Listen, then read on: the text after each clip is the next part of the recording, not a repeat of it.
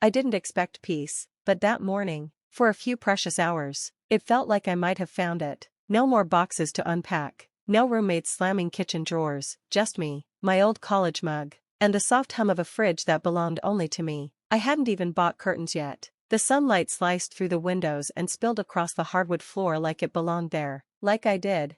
The house wasn't huge, 3 bedrooms, 2 baths, a small yard where I imagined growing tomatoes, herbs, maybe even a lemon tree if I didn't kill it, but it was mine, paid for with 13 years of careful saving, dollar by dollar, shift by shift, no loans, no favors, no cosigners.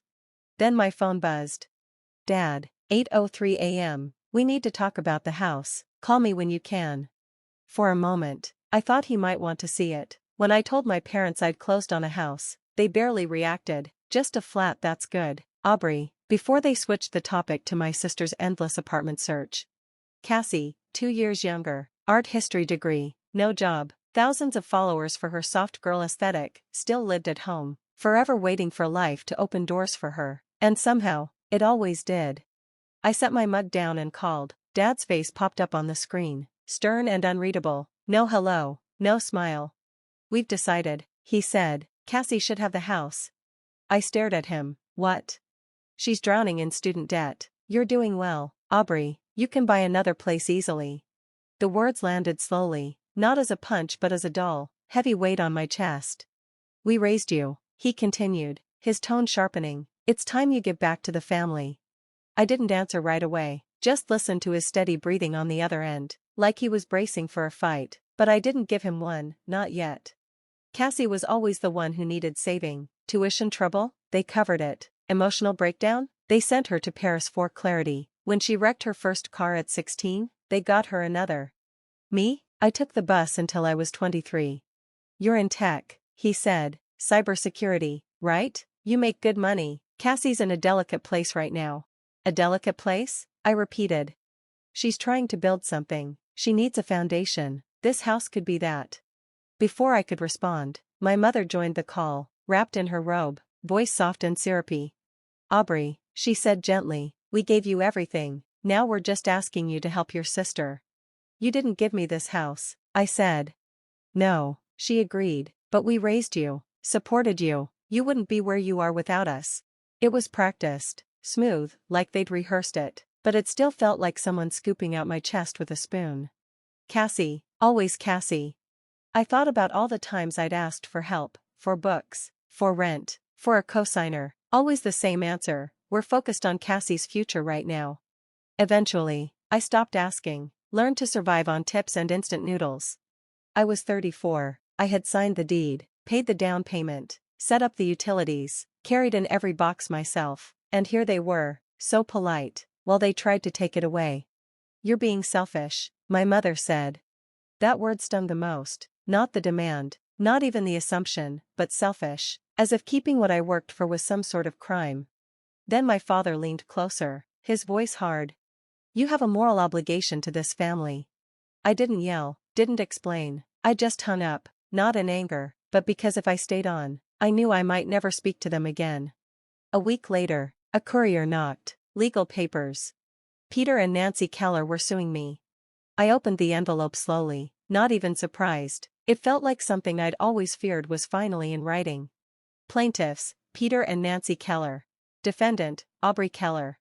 Claim, failure to repay familial debt relief. Sought, transfer of the house to Cassie Keller, assumption of remaining mortgage payments, and financial compensation for emotional harm. A price tag, $289,000, or maybe $300,000. Apparently, that was the cost of raising me.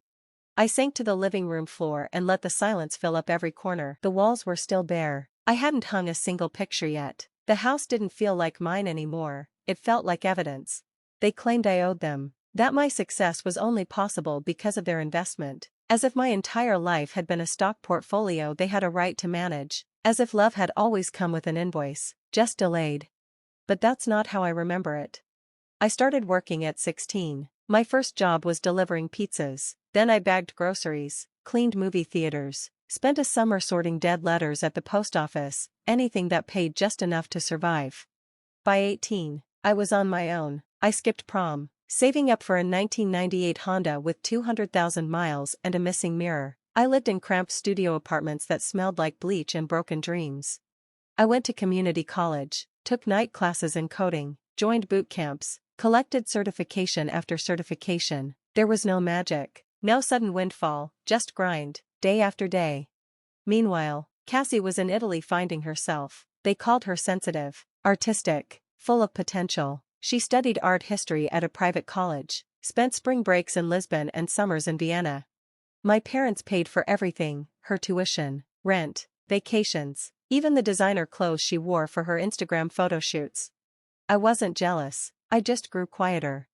I still remember emailing my mom freshman year, asking for $120 to buy a textbook for data structures. She wrote back that night, "We're focusing our financial support on Cassie right now, hope you understand."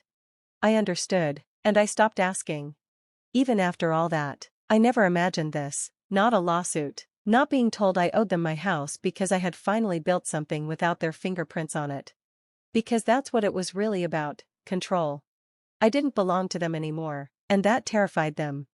The day after I was served, Cassie posted an Instagram story, a bright kitchen with white subway tiles, brass fixtures, and neat jars of herbs on the windowsill. The caption read, "Can't wait to make this place a home. So grateful to my family for fighting for what's right." It wasn't even my kitchen, it wasn't even real. A reverse image search led me straight to Pinterest. But the comments rolled in anyway. "You deserve it, Queen. Finally getting what's yours. Proud of you for standing your ground." I didn't reply, I didn't post. What was there to say? Cassie knew I had paid the $777,000 down payment from my savings. She knew about the years of 4-hour sleeps, the endless grind that made that house possible. But she didn't see my house as mine, she saw it as hers, or more precisely, she saw my independence as a threat. It wasn't that Cassie was heartless, she could be sweet, even thoughtful. She sent me birthday cards, called when she needed advice about breakups or bad professors. But she lived in a different narrative, one where she was the overlooked dreamer, the fragile artist, the good daughter who just needed a break. And my parents nourished that story like scripture. "She's had a hard time," my mom once said after Cassie came home early from Barcelona because her apartment had bad energy. A hard time. Meanwhile, I was fixing IRS mistakes alone, sorting out legal fees, working double shifts, quietly. The more capable I became, the more invisible I was. That's how favoritism works when disguised as fairness. It doesn't scream or slap. It quietly smooths paths for one child while the other slowly disappears. And when that quiet child finally says no, it looks like rebellion. My Aunt Denise called me that week. We hadn't spoken in years. She was upset I hadn't invited her to my community college graduation. She called me arrogant, said I'd let success make me selfish. I didn't tell her I hadn't invited anyone. I didn't even walk. I'd been working a double shift that day. 2 nights later, I found out Denise was funding the lawsuit. Not because she thought Cassie deserved the house, but because she thought I needed to be brought down. The first hearing came 2 months after I got the papers. I arrived early, no lawyer, just my Navy interview suit and a folder stuffed with documents I'd spent weeks assembling, bank statements, pay stubs, mortgage agreements, closing disclosures, and the email confirming I wired the down payment. When my parents walked in, I barely recognized them. Cassie clung to my mother's arm like a frightened child headed to war. And behind them, Aunt Denise, hair curled, eyes sharp, all of them wearing matching white t-shirts. Across each chest, "Family comes first." I didn't react, I just faced forward and waited. The bailiff called our case number. We stood. The courtroom was cold and fluorescent. Only a few strangers watched from the benches like silent ghosts. Their lawyer stood first, reading from a prepared statement. The Kellers contend that their daughter Aubrey would not be in her current financial position without their emotional, physical, and financial support. In recognition of this, and given Cassie Keller's financial hardship, they believe it is fair and moral for Aubrey to transfer her home to Cassie, while continuing to pay the mortgage for 2 years during a transitional period. The judge turned to me. "Miss Keller, do you have a response?" I stood, my voice was steady. "Your Honor, I am the sole mortgage holder. I paid for that house in full with my own money. There is no cosigner, no second name on the deed, no loans from my parents, no shared accounts, no agreements, no obligations." I handed the judge my carefully bound documents. Silence followed, thick, waiting, then the drama began. Cassie stepped forward, tears already brimming, and tried to hug me. "I forgive you," she whispered, loud enough for everyone to hear. "I forgive you for pushing this so far." I stepped back. She stumbled slightly. My mother gasped like I'd slapped her. From the back, Aunt Denise hissed just loud enough, "Disgraceful little thing." The judge banged her gavel. "Order, please." Their lawyer shuffled forward again, this time pulling out old photo albums, snapshots from vacations I barely remembered, birthdays that blurred together. He held up a printout of a $12.99 Happy Meal receipt from 2003, offered as evidence of their investment, then a screenshot of a text I'd sent once, "Love you all," labeled as proof of some unbreakable emotional bond. Cassie stepped up to present her vision. She wanted to turn my house into an artist's retreat, a healing sanctuary for creatives like herself. The judge asked, "Have you earned income from this work?" Cassie paused, then smiled. "I'm a digital creator. I'm building my brand. These things take time." "And what is your current income?" the judge pressed. Cassie glanced at my mother. My mother answered instead, "She's in a transitional phase." Then came the moment I didn't see coming. The judge turned to me. "Miss Keller, anything else you'd like to submit?" I nodded and handed over a slim folder. Inside were emails from my college years, me asking for help with tuition, for books, for groceries. Every reply the same, "We're focusing our support on Cassie right now." The judge read in silence. When she looked up, her eyes scanned the room slowly, like she'd finally seen the shape of the story. 5 days later, the ruling came. Case dismissed. No legal merit. Just like that. No grand speeches, just a single, official line that told them what I had always known: you can't sue your child for growing up and walking away. But the quiet didn't last. The day after the ruling, I came home and checked my security cameras, something I'd installed after the first summons, more instinct than fear. There she was, Cassie, standing by my car, glancing around like she was waiting for an audience. She didn't touch anything, just stood there, uncertain, before walking away. 10 minutes later, Aunt Denise arrived, slower, deliberate. She carried a can of spray paint but froze when my motion light flicked on. She looked up, paused, then turned and left. I filed a police report that night.